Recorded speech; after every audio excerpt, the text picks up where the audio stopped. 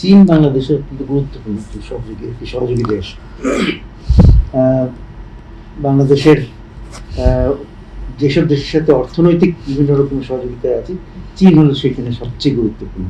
কারণ চীনের সাথে আমাদের সবচেয়ে বেশি বৈদেশিক বাণিজ্যের পরিমাণ ওদের সাথে সবচেয়ে বেশি, অনেক বেশি।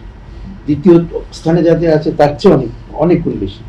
সুতরাং সেটা একটা খুব গুরুত্বপূর্ণ বিষয়। তাছাড়া চীনের কাছ থেকে আমরা নিয়মিত বিভিন্ন রকমের প্রকল্প, সাহায্য, কারিগরি এবং প্রযুক্তিগত সাহায্য সহযোগিতা পেয়ে থাকি, যেগুলো আমাদের জন্য অত্যন্ত প্রয়োজনীয় এবং যেগুলো অন্য কোনোখান থেকে জোগাড়, প্রথম কথা সব পাওয়াও যাবে না, আর পাওয়া গেলে সেগুলো অনেক বেশি কস্টলি হবে, অনেক বেশি খরচ পড়ে যায়।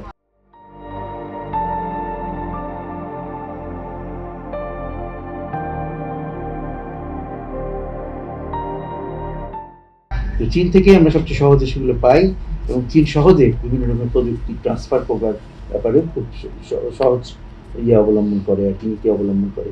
অন্য অনেক দেশ সেটা করে না। তো সেই সব কারণে, আর তাছাড়া চীনের একটা বৈশ্বিক অবস্থান আছে, পৃথিবীর অত্যন্ত গুরুত্বপূর্ণ একটি দেশ, তার সাথে আমাদের যখন সম্পর্ক ভালো হয় তখন অন্যরাও আমাদের ব্যাপারে আগ্রহী হয়ে ওঠে।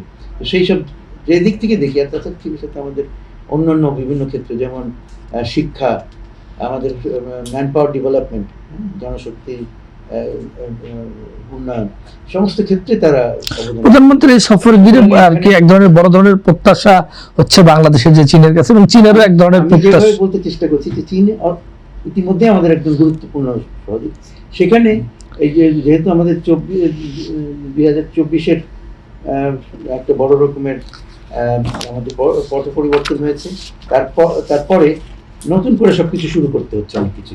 এবং সেখানে চীনের সাথে সম্পর্কটাকে আবার নতুন গতি দেওয়ার প্রয়োজন। চীনের সাথে সম্পর্ক থেমে থাকে নাই, কিন্তু এখন নতুন গতি দেওয়ার প্রয়োজন। এখন আমাদের যে একটা নতুন গণতান্ত্রিকভাবে নির্বাচিত সরকার এসেছে, সেই সরকার আমরা নতুন দেশকে একটা নতুন দিশা দিতে পারবে, নতুন ডিরেকশনে নিয়ে যাবে। সেখানে চীনের সাথে সম্পর্ক নিশ্চিতভাবে অত্যন্ত গুরুত্বপূর্ণ। এবং আমি মনে করি যে এই যে আমাদের মাননীয় প্রধানমন্ত্রী বর্তমান সফরের ফলে নতুন গতি সঞ্চার হবে। এবং আমরা দেখতে পেয়েছি যে প্রায় 17টা বিভিন্ন রকমের চুক্তি, সমঝোতা স্মারক এবং অন্যান্য প্রোটোকল সই হচ্ছে।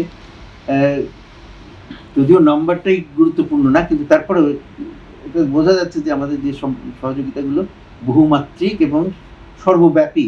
সেই জন্য এটাকে চীনারা বলছে, তারা একটা বিভিন্ন সময় বিভিন্ন টার্ম পয়েন্ট করে, তার মধ্যে এবারে তারা বলছে যে এটা একটা স্ট্র্যাটেজিক, কি বলে, ক্লোজ স্ট্র্যাটেজিক কোঅপারেশন বলছে তারা। হ্যাঁ, বাংলায় আমরা বলতে পারবো যে ঘনিষ্ঠ, সর্বব্যাপী, কৌশলগত সম্পর্ক।